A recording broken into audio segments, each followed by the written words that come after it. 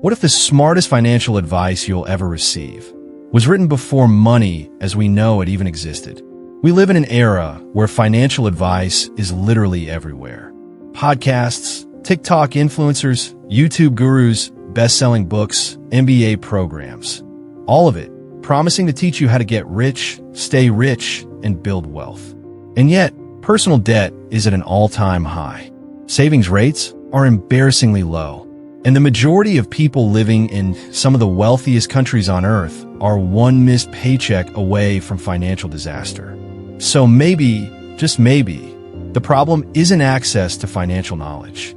Maybe the problem is that we've been ignoring the oldest, most battle-tested financial wisdom ever recorded. Today, we're cracking open a 3,000-year-old text, the Book of Proverbs, and pulling out 7 financial principles that have quietly survived every economic collapse, every currency crisis, every empire that ever rose and crumbled into dust. These aren't Sunday school lessons. These are operating instructions, and they're brutally, uncomfortably practical. Let's get into it. Imagine 2 neighbors. Both earn the same salary. Both drive similar cars.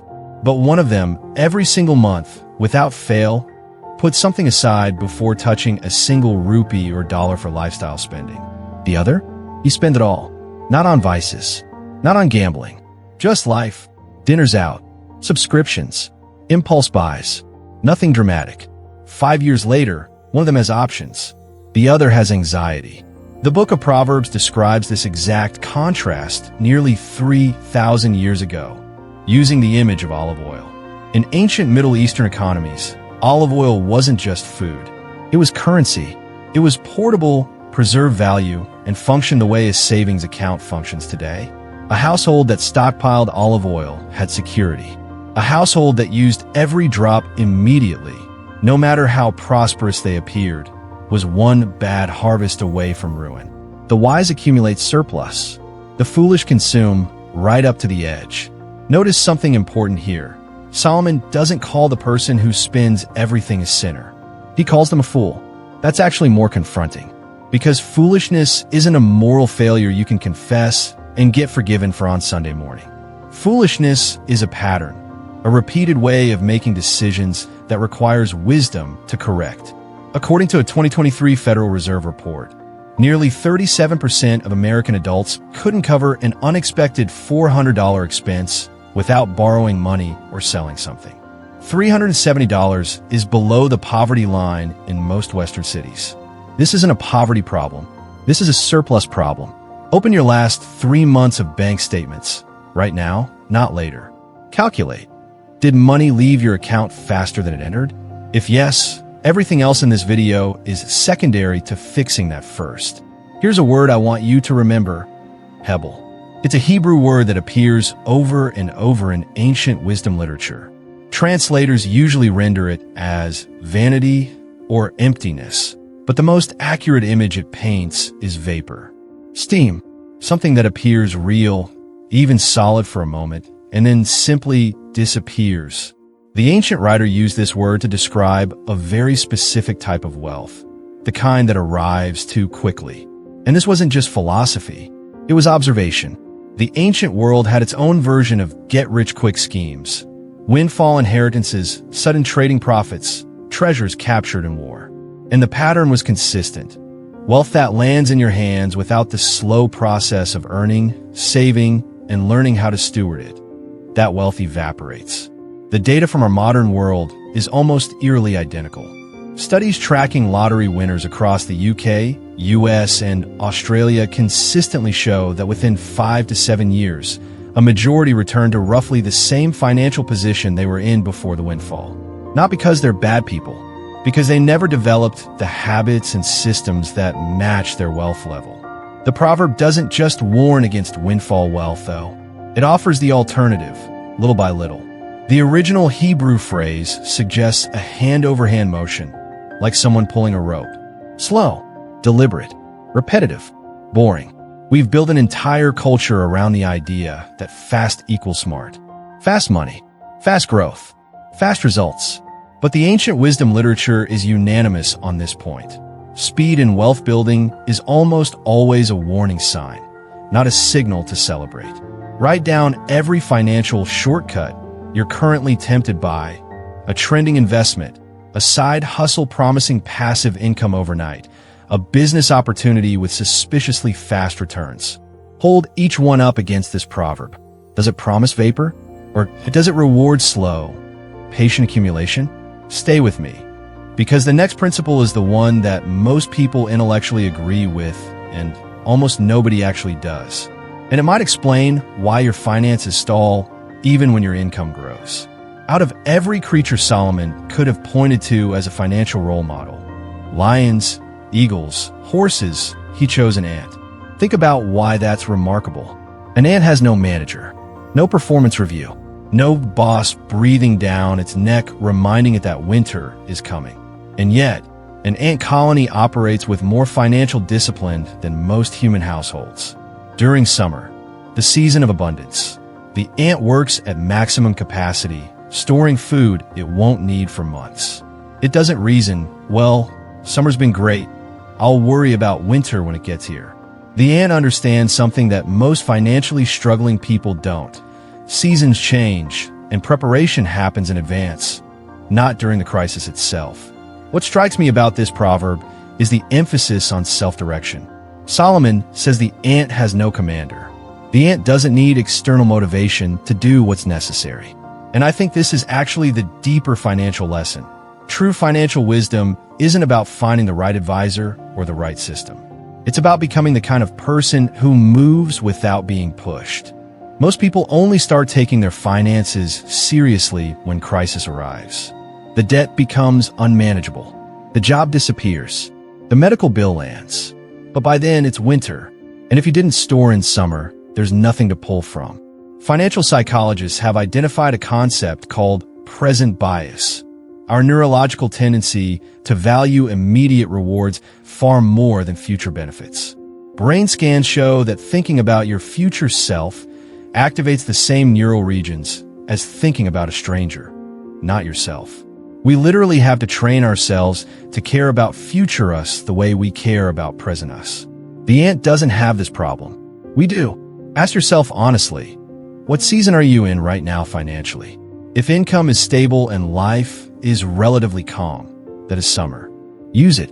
Build the emergency fund. Accelerate debt payments. Invest something. Don't wait for urgency to manufacture the motivation. This might be the most socially uncomfortable principle in the entire list, because it runs directly against something that feels generous, loving, and communal. In ancient Near Eastern culture, a pledge, or putting up security for someone else's debt, was the equivalent of co-signing a loan. You essentially told a lender, whatever this person owes, if they can't pay, I will. And Proverbs issues a stark warning. Don't do it. Because if the other person defaults, the lender doesn't come for them. They come for you.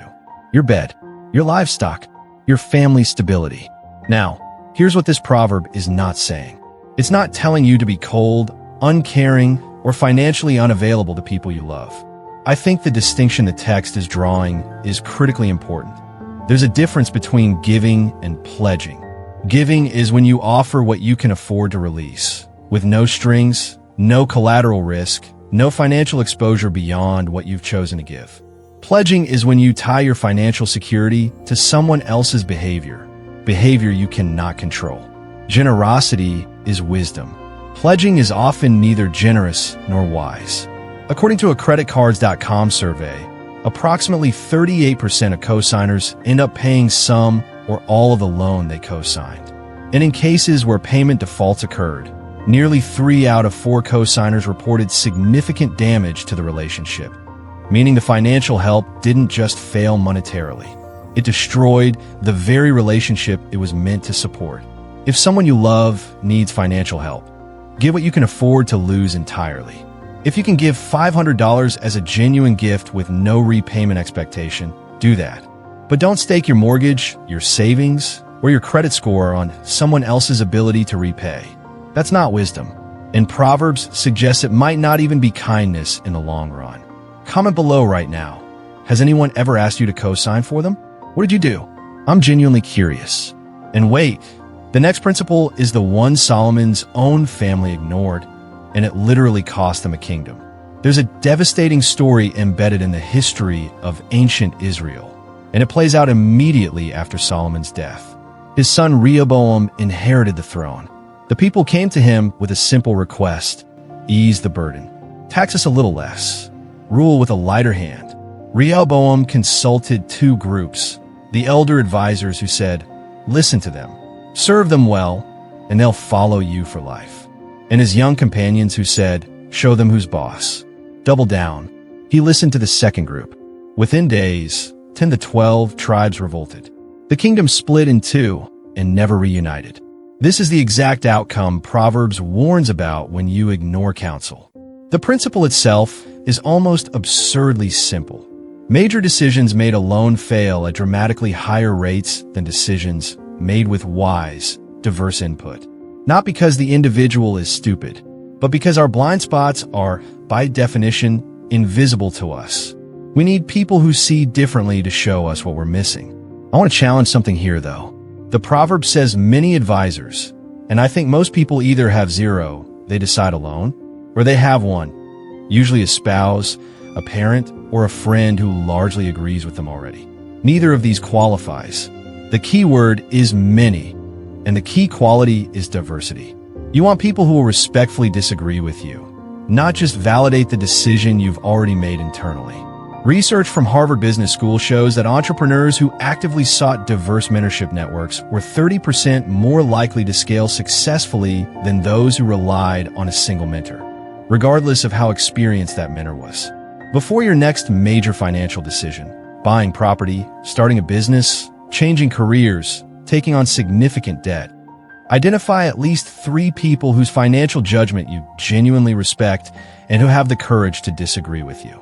Not to get permission, to pressure test your thinking. Here's a question worth sitting with. Why do so many high-income earners feel financially trapped? Doctors drowning in debt. Executives who earn 6 figures but have no savings. Athletes who retire broke. These aren't fictional edge cases. These are statistical patterns. And Proverbs identified the root cause with remarkable precision thousands of years ago, using 2 specific items that functioned as luxury goods in the ancient world: wine and olive oil. Premium products, status items, things that felt good to have and display. The writer's diagnosis: when your love shifts from the provision itself to the experience of consuming fine things, your financial trajectory reverses. Because luxury spending doesn't just drain the surplus you have. It reshapes your identity around a lifestyle level that constantly demands more than you've actually earned. Modern behavioral economists call it lifestyle inflation, the automatic, almost unconscious expansion of spending that follows every income increase. You get promoted, you upgrade. You close a deal, you celebrate with a purchase. Your business grows, your expenses grow faster. The gap between income and expenses never widens, so no surplus ever accumulates. A study by Fidelity Investments found that the single largest predictor of retirement readiness wasn't income level. It was the gap between income and lifestyle spending. People earning $60,000 who lived like they earned $45,000 consistently outperformed $150,000 earners who matched their lifestyle to their income. There's an uncomfortable spiritual dimension here too. Solomon doesn't say luxury is evil. He says loving it is the problem. The question isn't whether you enjoy nice things. It's whether the pull toward those things is making financial decisions for you. When your next raise is already mentally spent before it lands, something deeper than a budget problem needs to be addressed. Establish what I call a surplus first rule. Every single time your income increases, a raise, a bonus, a new client, a side income, before you adjust your lifestyle in any direction, automatically redirect a minimum of 50% of the increase towards savings, debt reduction, or investment. Let your lifestyle inch forward. Let your financial margin sprint. Now, last principle, and this one will genuinely surprise you, because it's the one that economists, statisticians, and behavioral scientists have studied extensively, and the data keeps saying something that doesn't make logical sense. On the surface, this proverb seems to defy arithmetic. Give more, Gain more? Withhold and fall behind? That's not how mathematics works. If I have 10 and I give 3, I have 7. The person who keeps all 10 has more than me. Simple math. Except, that's not how humans work. And Solomon seems to have understood this long before behavioral economics had language for it. When you give generously and genuinely, not transactionally, something changes inside you. The anxiety that typically drives hoarding behavior loosens its grip. Your relationship with money shifts from fear-based to abundance-based. You become embedded in communities of reciprocity, trust, and mutual support. And over time, not magically, but relationally and psychologically, generous people tend to move through the world differently than those who clutch tightly to everything they have. A landmark study published in the Journal of Personality and Social Psychology tracked thousands of households over 12 years and found that consistent givers, people who donated regularly regardless of income level, reported higher psychological well-being, stronger social networks, and statistically higher net worth growth over the study period compared to non-givers at equivalent income levels. Not because of any supernatural mechanism, because generosity literally builds a different kind of person. I think modern financial culture has almost completely lost this principle.